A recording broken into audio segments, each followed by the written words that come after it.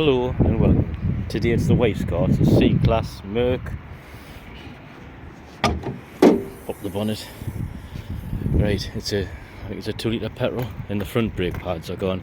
So that should be, there you go. There's your fluid. Just have to loosen the top off, let the air go in, so when we put the cylinders back we can change the pads. Okay.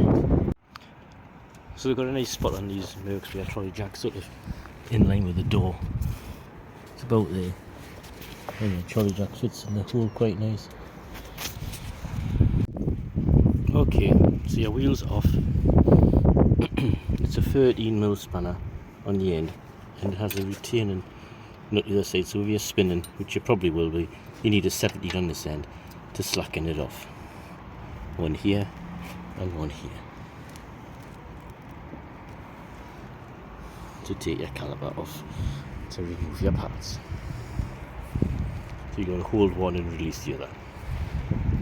Okay, so you took your bolts out, they're quite short, and you just use a big screwdriver to push your caliper off, like so, to release it. So I'm using a caliper release set. They're not very dear, get them off eBay, they're not very dear. And you just put on like so, with that end on there, and you just turn that to push your piston back in. Okay, so I've pushed the piston back in with the tool. That's why you take the top off your master cylinder, because the fluid's obviously going to go back to where it came from. Okay, so the pads are out, just clean it sort of with wire brush or something, or a little Dremel, whatever you want. These, where is it? There it is. These retaining clips can be a bit tight. You might have to like squeeze them a little bit to go in better, so because I've got to move. The pair of pliers are a bit too tight. Now this is the passenger side, this is an English car, so the sensor is on the other side. On the Mercedes they only have one brake sensor, and they only put it on the driver's side. And if you look at your pads, you will see there is a tiny hole, and that's where your brake sensor plugs in. So when I do the other side I'll show you that. Right, pads are in. They are a very tight fit on these, so you've got to be careful. I'll put a bit of copper slip on, don't know if you can see it. This copper slip stops the squeaks. But they are quite a tight fit in these little recesses where they push in. Like I say, you can always nip them up a little bit with pliers if they're really tight on yours, because you should move it out a little bit when you take your brakes off. But like I say, they're quite a tight fit. Okay, so that's our back together on this side. Like I say, there's on the Mercedes, for some reason they only have the sensor on one side. I guess it's for cheapness. Bit strange, but that's how they work it. So I'll do the other side and I'll show you that in a minute. So I've turned the car around, I pumped the brakes, I put the top back on the reservoir, pumped the brakes up, so that side's done. I took the top back off it again, which is just here. Okay. The bolts are out. You can see the difference on this side. You see you've got the brake sensor, which you haven't got on the passenger side. They're always on the driver's side of the car, I believe. So if you're in a left-hand drive car, it'll be on the other side. This is a right-hand drive, so it's on the right-hand side of the car. Okay. I think this just pulls out with a flat screwdriver. So this is the sensor. It's me bending the wheel, that's a bit wild today. Right, that's the sensor there. They're about £6 or £7. That's the part that pushes in there, and that's the part that goes into your brake shoe, brake pad. Okay. Yeah, so you just need like a little screwdriver in there, and you just push it, and it'll pop, and there you go. It's coming out.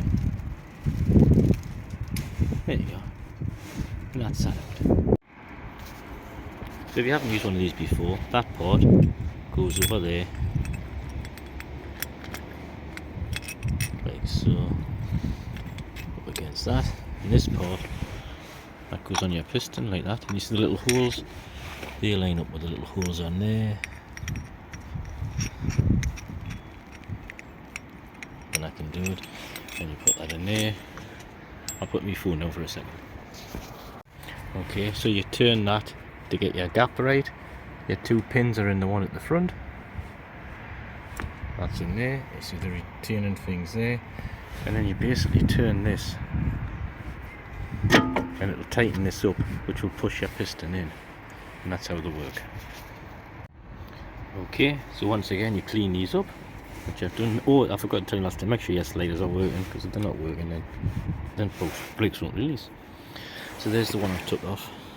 They're pretty accurate because there's not much left on that part, so they're pretty good for when your pads are due to be changed. So I wouldn't mess about when the light comes on, I would change them fairly quickly. You can see where the hole is, where it pushes in. It goes on that way. So we'll just copy that with the new one. So if you look at the original one there, here's the new one. So it just slides in the grooves and just pushes in. That's it. It's in the slot. You could probably do this on the car, but I'll just do it now where you can see what you're doing. Seems easier. That's it. That's your sensor, and you just put your pad back on. Okay, so it's in. Push back in. If you're struggling to get that in, you can take the unit off. There's a little one of them star nuts in the back. And you can see that there. Just held on it that you can take this out, and it's easier to push in if you're struggling to get it in place. That's it, back together.